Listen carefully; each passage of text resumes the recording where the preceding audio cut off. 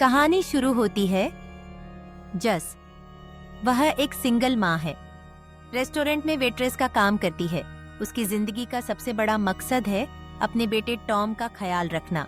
जस बहुत मजबूत दिखती है, पर अंदर से वो रोज टूटती भी है, रोज ये सोचकर कि एक माँ अकेली होकर सब कैसे संभालेगी। लेकिन बेटे की मुस्कान देखकर फिर से हिम्मत जुटा लेती है। उस सुबह जैसे ही जस उठी, अचानक टॉम चीखते हुए जाग जाता है। आंखों से आंसू बह रहे थे। माँ घबरा गई। उसने बहुत प्यार से उसे गले लगाया।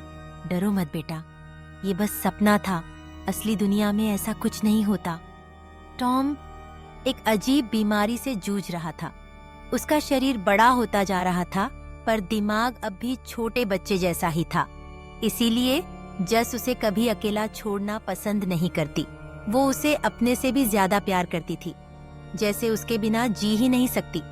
उस दिन जस ने सोचा, जिंदगी में कभी तो उसका भी पल होना चाहिए, बस दोस्तों के साथ थोड़ा मजा किया जाए। वो जल्दी जल्दी घर समेट रही थी। तभी बेल बजी। वो बाहर गई, पर अरे कोई नहीं था।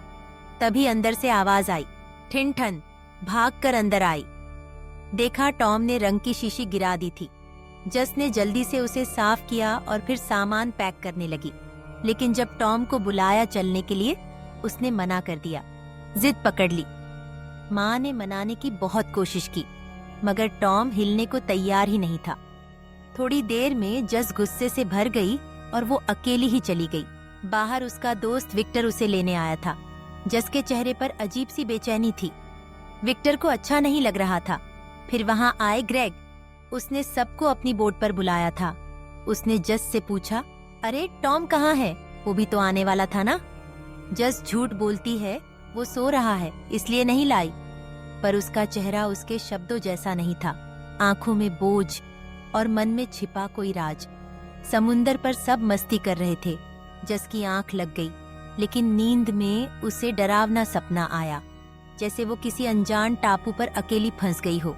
उसका डर देखकर ग्रेग अचानक विक्टर से कहता है, तुम्हारी दोस्त तो अजीब बिहेव कर रही है, आखिर उसने बेटे को क्यों नहीं लाया? विक्टर ने धीरे से बताया, टॉम बीमार है, उसका दिमाग छोटा बच्चा जैसा है, शायद इसी वजह से जस उसे साथ नहीं लाई। फिर दोनों हैरान रह गए। लेकिन आज तो संडे है, फिर स्कूल कैसे गया होगा? वाटर की ठंडी हवा के बीच जस अब भी खोई हुई थी, जैसे किसी और ही दुनिया की तलाश में हो, किसी सुरक्षित जगह की खोज में। कुछ देर बाद अचानक आकाश में काले बादल छा गए। समुंदर की लहरें तेज होने लगीं। ग्रेग ने तुरंत दूसरे शिप से रेडियो पर कनेक्ट होने की कोशिश की। तभी एक लड़की की आवाज आई, बहुत कांपती हुई आवाज, कोई हमें मार रहा है, प्लीज हमारी मदद करो। सबके रोंगटे खड़े हो गए। इससे पहले कि ग्रेग कुछ पूछता, रेडियो का कनेक्शन कट गया। समुंदर अब और गुस्से में था। तूफान अपनी पूरी ताकत दिखा रहा था, और हुआ वही जिसका डर सबको था। लहरें इतनी बड़ी थीं कि बोट संभल ही नहीं पाई, और वो समुंदर में डूब गई। सबके दिल दहल गए, पर अच्छा हुआ सबने लाइफ जैकेट पहनी हुई थी, इसीलिए सब बच गए। सुबह हुई तो सब थके हुए किनारे की तलाश करते बैठे थे। सब उम्मीद लगा रहे थे कि शायद कोई हमारी मदद को आएगा। आखिरकार एक बड़ा जहाज पास से गुजरता दिखा। सब चिल्लाने लगे, हे, हेलो, इधर देखो। वो जहाज रुका तो नहीं, लेकिन इतना पास आया कि सबको चढ़ने का मौका मिल गया। एक एक करके सब ऊपर चढ़ गए। ऊपर आते ही सबको महसूस हुआ, ये जहाज जितना सुंदर और बड़ा दिख रहा है, उतना ही अजीब भी है।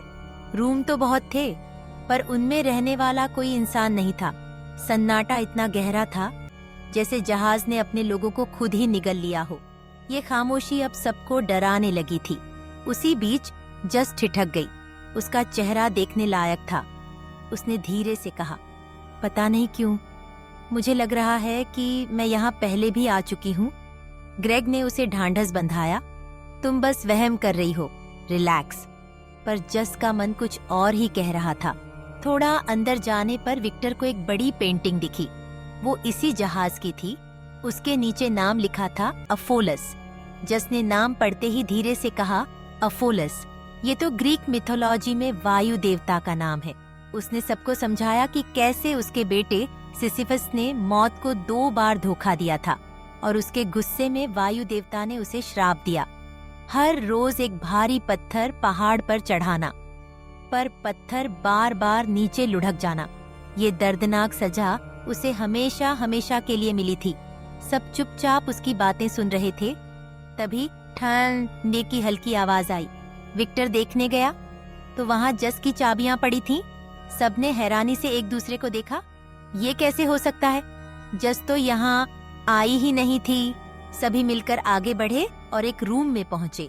वहाँ ढेर सारा खाना रखा था, पर अजीब बात ये थी, खाना बिल्कुल ताजा था, जैसे अभी अभी रखा गया हो। तभी विक्टर ने अपनी घड़ी देखी, उसमें 11 बजे थे। दूसरों ने देखा तो उनकी घड़ी में 8 बजे थे। यहाँ समय भी अलग चल रहा था। सबके चेहरे सफेद पड़ गए। किसी को समझ नहीं आ सका कि आखिर ये जहाज के अंदर हो क्या रहा है। तभी जस को दूर एक परछाई दिखी। विक्टर उसके पीछे भागा और फिर ग्रेग और जस भी चल पड़े। चलते चलते वे एक कमरे में पहुंचे। जैसे ही दरवाजा खोला, सब स्तब्ध रह गए। दीवार पर लगे शीशे पर खून से लिखा था, थिएटर में जाओ। ये देखकर जस का दिल कांप गया। नहीं, हम वहाँ नहीं जा सकते। लेकिन ग्रेग ने कहा, मैं जाऊंगा, तुम बाकी लोगों के पास वापस जाओ। जस भारी कदमों से लौट गई, पर जब वो वापस खाने वाले कमरे में पहुंची, सब कुछ बदल चुका था। खाना अब सड़ चुका था, बदबू आ रही थी और वहाँ मौजूद दोनों लोग भी गायब थे। अचानक विक्टर लड़खड़ाते हुए अंदर आता है। उसके शरीर पर जख्म ही जख्म थे, लेकिन बिना समझे बूझे उसने जस पर ही हमला कर दिया।